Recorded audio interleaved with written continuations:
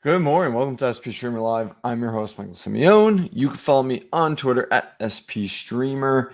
For those who didn't watch or listen, we have a podcast out that we've recorded last night, and it's with a new co-host. It's amazing. Make sure you check that out.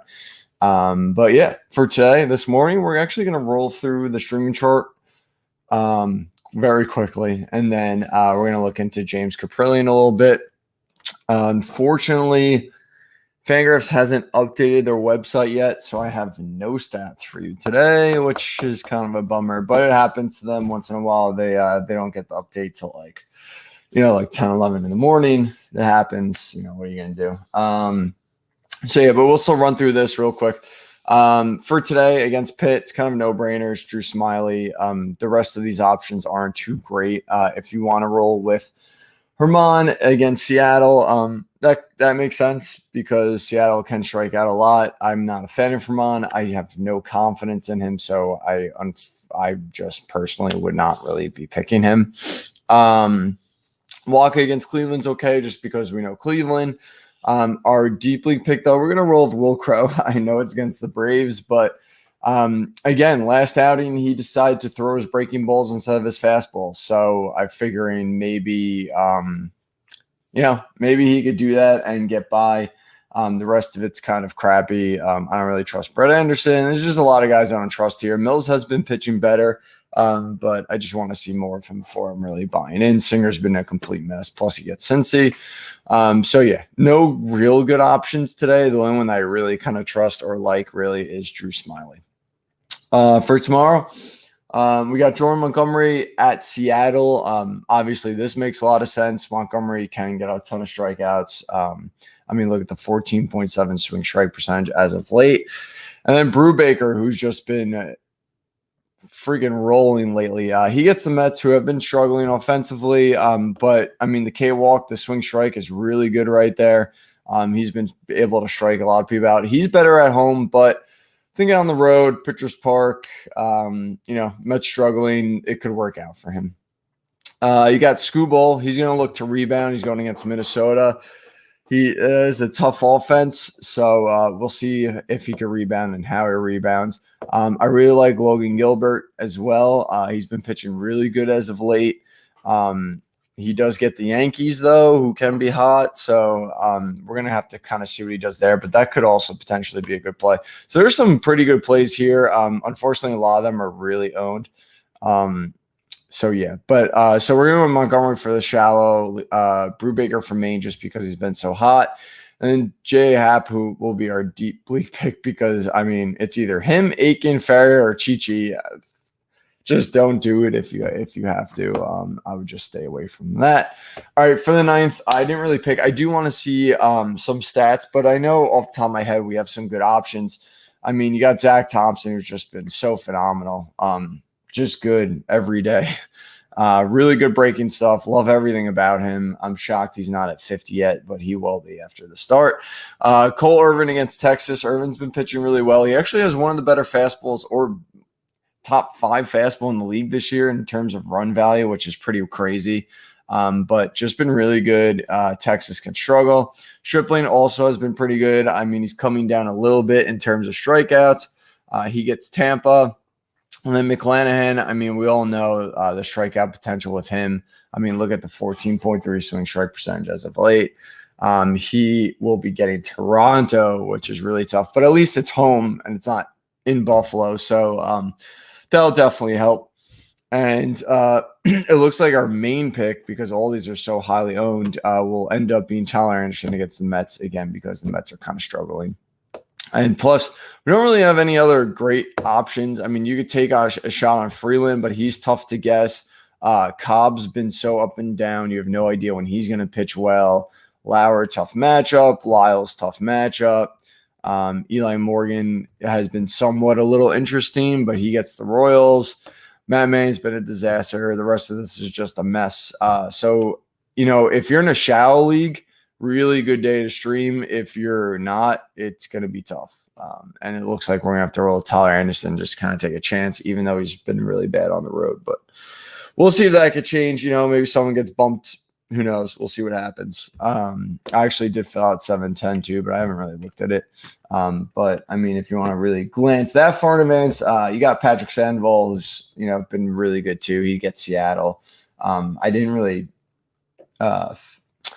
adjust this yet, but so don't look at this order and think this is what I'm rolling with. Flexen's been really good. He gets the Angels, who could be tough though. Caleb Smith, you don't want him in the Dodgers. Joe Ross has been ridiculous, and he's going to San Fran. So that's definitely someone I'm interested in.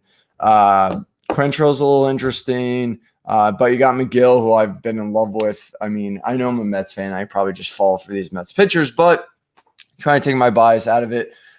Really, really, really, really good slider, really good breaking balls. I love everything this kid brings to the table.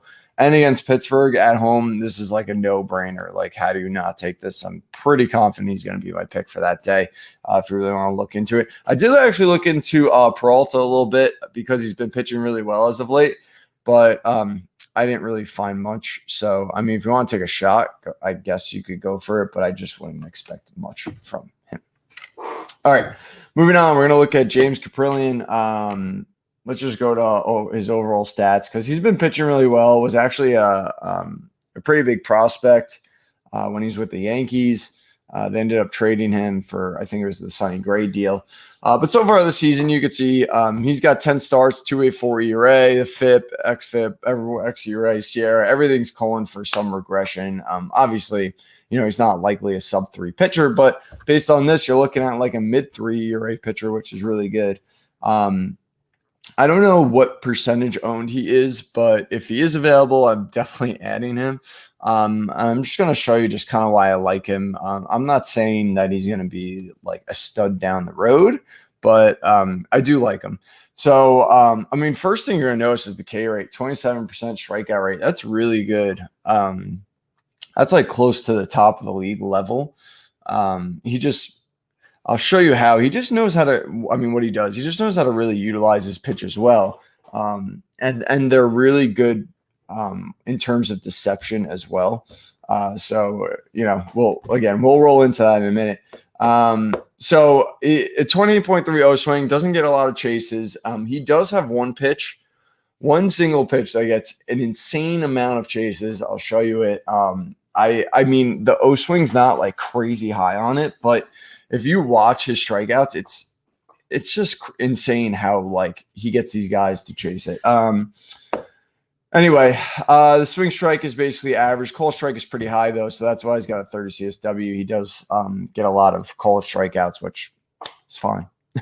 As long as he's got that, he's got good command. That's all it is.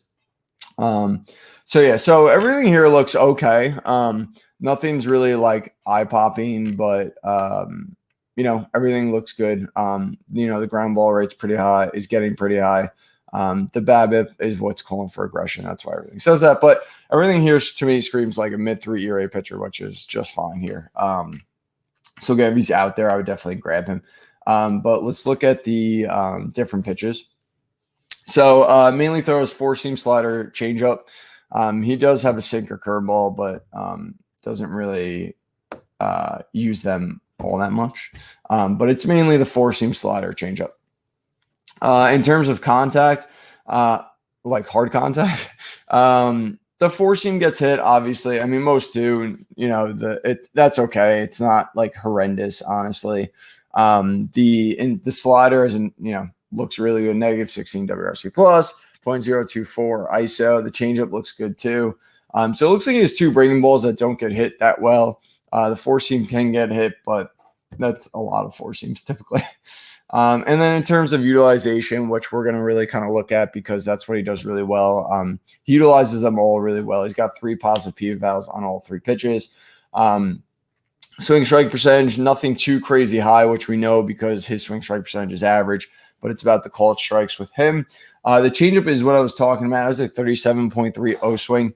That thing people chase like crazy outside the zone. He just sets it up really well. And it looks like it's going to hit that outside edge of the zone and then just kind of, against righties and then just kind of breaks out. So it's definitely a tough pitch to kind of handle. So it's good. But okay, so anyway, so really 3 good pitches, nothing elite, but utilizes them really well. This is kind of like the Oakland Athletics cup of tea right here. I mean, they always get these guys like Bassett, and they basically are really good at teaching them location, utilization, and how to get those cold strikes, how to take advantage of hitters, what to pitch where, all that kind of stuff. So I just really I'm going to show you just a quick at bat against JD Martinez.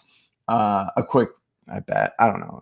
A quick matchup against JD Martinez. He ends up striking him out, but we'll just show real quick here. So 0-0 count, just throws a fastball right down the middle, which is basically where the catcher was holding it. I guess there might be something where JD doesn't swing on the first pitch typically, but I'm kind of shocked JD Martinez didn't just go crazy there and take a nice swing there. So he goes fastball middle there.